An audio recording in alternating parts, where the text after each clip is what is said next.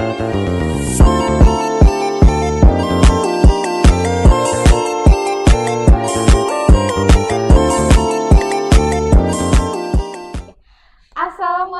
warahmatullahi wabarakatuh. Selamat pagi dan salam sejahtera.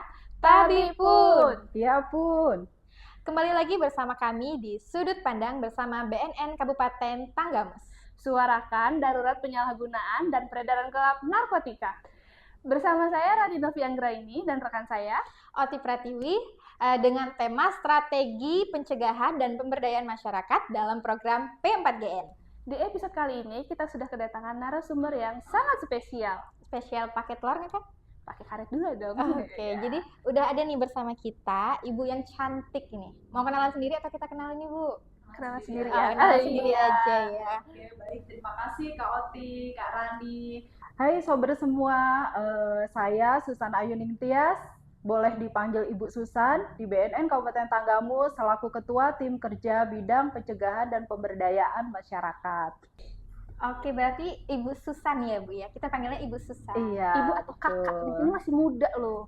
Jadi Ibu apa kakak nih? Ibu aja. Oke, Ibu aja. Lebih nyaman dipanggil Ibu, soalnya udah ibu-ibu ya. Iya, kalau dulu tuh ada lagunya Susan kalau beda kerja di BNN gitu ya Bu ya? Betul. Oke. Iya, kebetulan udah jadi Bu Bidan, nah sekarang kerja di BNN. Wah, ini pengalamannya udah kayaknya mateng ya, sober ya. Oke, jadi sebelum kita masuk ke substansi yang lebih dalam nih Bu, kita semua kayaknya pengen tahu Bu, seberapa pentingnya pencegahan dan pemberdayaan masyarakat dalam menanggulangi permasalahan narkotika yang sekarang ini kayaknya semakin besar, semakin bahaya gitu Bu. Iya bener banget ya Kak Oti, Kak Rani. Jadi ternyata emang kasus narkoba ini nggak boleh disepelekan ya, terutama narkotika. Ini sudah sangat-sangat banyak sekali kasusnya ya. Tidak hanya terjadi di orang dewasa saja, bahkan sudah di anak-anak, remaja itu sudah banyak yang terpapar gitu ya, kasusnya sudah banyak gitu.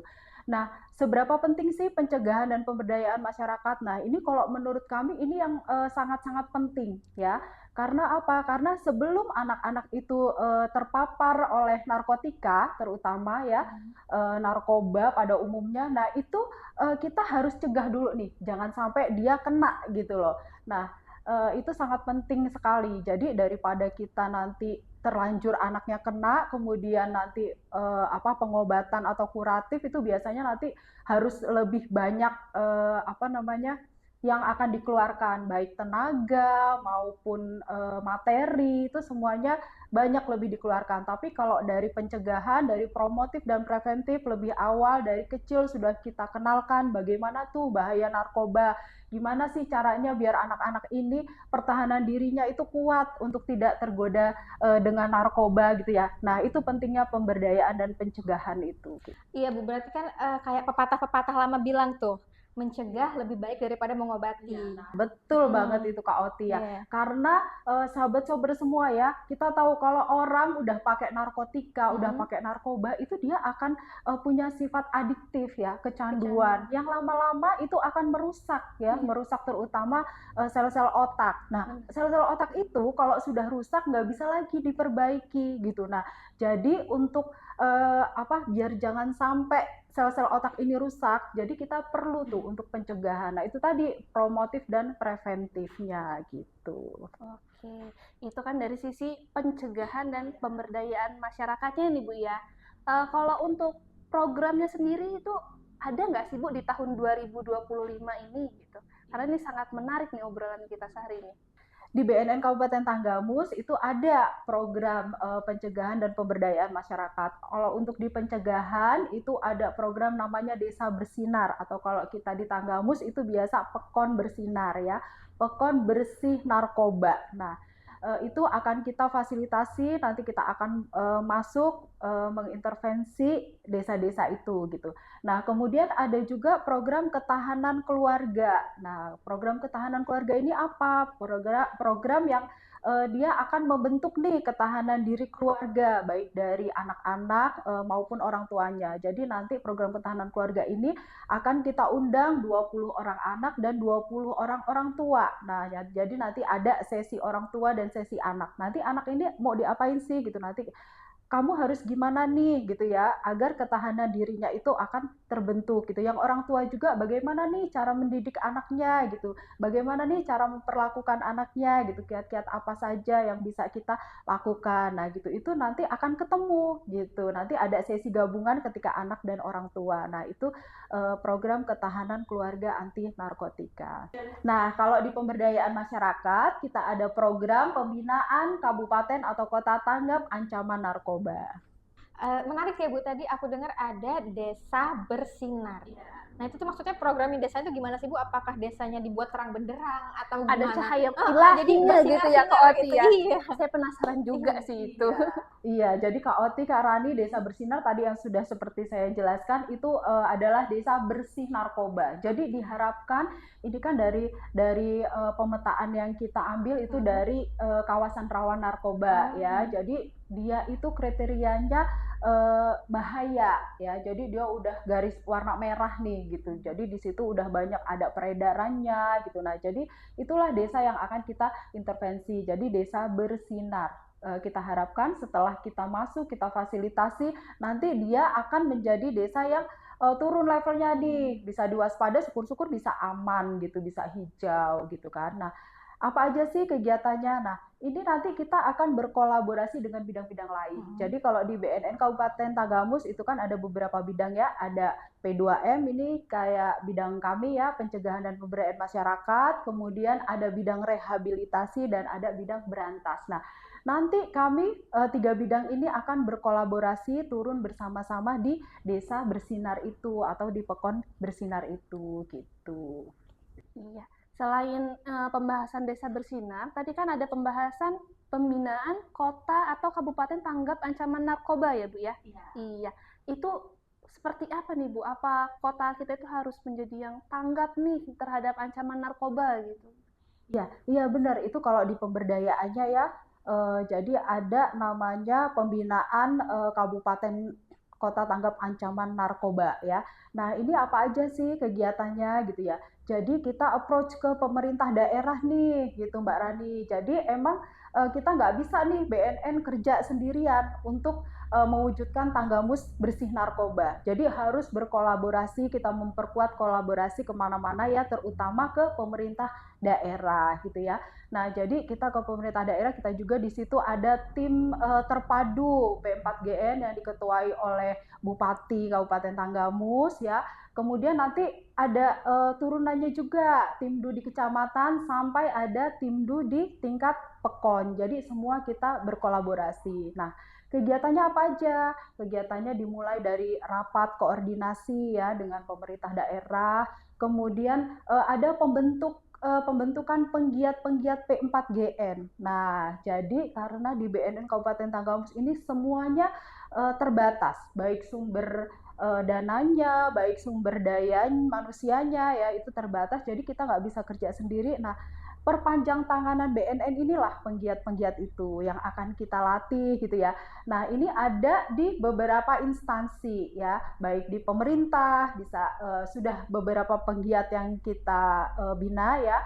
Kemudian ada yang di swasta juga, terus ada juga yang di lingkungan pendidikan ya, itu juga kita libatkan juga gitu. Nah, kemudian ada satu lagi, ini deteksi dini tes urin gitu. Nah, ini juga penting ya, karena untuk tadi pencegahan Mbak Oti ya, jadi promotif dan preventifnya kita melakukan deteksi dini tes urin. Nah, kami berharap di pemerintah daerah itu giat gitu melakukan deteksi dini tes urin pada pemerintahannya masing-masing gitu ya. Sebenarnya tidak hanya di pemerintah daerah, kami berharap juga swasta ya, itu juga dapat melakukan deteksi dini tes urin. Menarik nih Bu, jadi setelah mendengar penjelasan dari Ibu, ternyata pencegahan itu bukan cuma tugasnya BNN ya Bu ya, jadi kita juga tuh berkolaborasi dengan stakeholder yang lain. Nah selain itu ada nggak sih Bu program-program inovasi nih yang diciptakan oleh BNN Kabupaten Tanggamus dalam pencegahan dan pemberdayaan masyarakat untuk mengatasi permasalahan narkotika yang ada di Kabupaten Tanggamus khususnya? Nah, iya Kak Oti. Jadi kalau kita ngikutin lain yang ada di BNN Kabupaten Tanggamus kayaknya nggak cukup ya gitu. Kayaknya usaha kita itu kurang maksimal gitu ya. Nah, jadi kita melakukan ada beberapa inovasi khususnya di bidang pencegahan dan pemberdayaan masyarakat ya.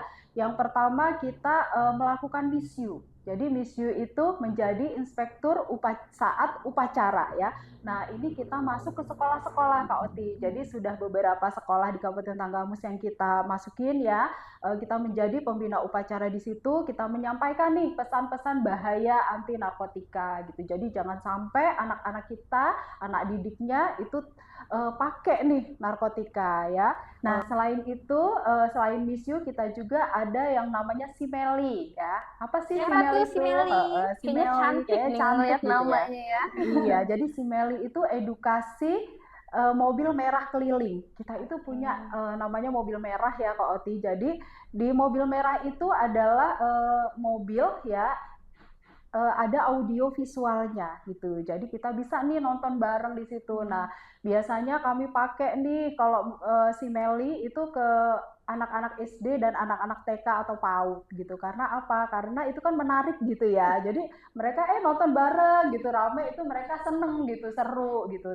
Nah, jadi kami pergunakan si Meli itu untuk di SD, PAUD dan di TK gitu. Nah, kalau ada satu lagi itu si Moru, edukasi mobil biru ya. Nah, kami juga ada mobil biru ya di situ yang kita akan berkeliling nih gitu ya, berkeliling kita mensosialisasikan. Jadi kita juga ingin memperkenalkan ke masyarakat ya, menyebarluaskan bahwa BNN itu hadir gitu melalui mobil biru itu. Nanti kita berhenti nih di satu pos-pos keramaian, kita akan sebarkan leaflet ya, pamflet gitu. Kemudian kalau ada yang ingin meminta penjelasan apa sih itu narkoba, rehabilitasi itu seperti apa. Nah, itu kami dengan terbuka gitu kayak memberikan informasi-informasi tersebut gitu. Wah, berarti si Meli dan si Moro. Si Meli ini berarti tadi targetnya lebih ke anak-anak usia dini sampai dengan usia SD ya Bu ya. Jadi kalau si Moro yang warna biru itu untuk masyarakat umum. Iya, betul banget Kak Oti. Karena tadi kan peruntukannya kan kalau anak-anak kan lebih ini ya, dia lebih ceria, intens ya, lebih intens dia wah nonton Jadi itu bareng nonton apa gitu. sih Bu Iya. yang dipertontonkan? Jadi mobil merah itu dia menampilkan video animasi. Animasinya itu film-film tentang bahaya daripada narkotika gitu. Jadi di situ ada edukasi bahwa anak-anak nggak boleh loh jajan sembarangan. Terus anak-anak nggak boleh loh terima makanan dari orang yang tidak dikenal gitu. Nah itu kan itu cocok banget, pas banget untuk diedukasi kepada anak-anak usia dini. Oke, berarti Kak Rani pencegahan itu ternyata harus dimulai dari usia Sejak dini. dini. Iya, jadi bukan cuma remaja-remaja aja ya Bu yang diberikan penyuluhan. Jadi anak-anak kecil itu juga udah harus diberikan pengetahuan bahaya narkotika. Iya, nah jadi ini untuk sahabat sekalian yang ada di rumah, berarti kan harus tahu nih kalau pencegahan itu sejak dini nih. Iya, Karena kan dari kayaknya dini. banyak yang belum tahu nih Bu kalau pencegahan itu dimulai sejak dini gitu.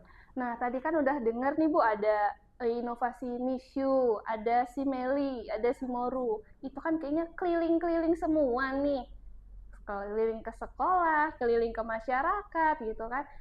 Melihat kondisi geografisnya Kabupaten Tanggamus yang begitu luasnya, apa sih Bu suka dukanya selama berkeliling-keliling Kabupaten Tanggamus nih?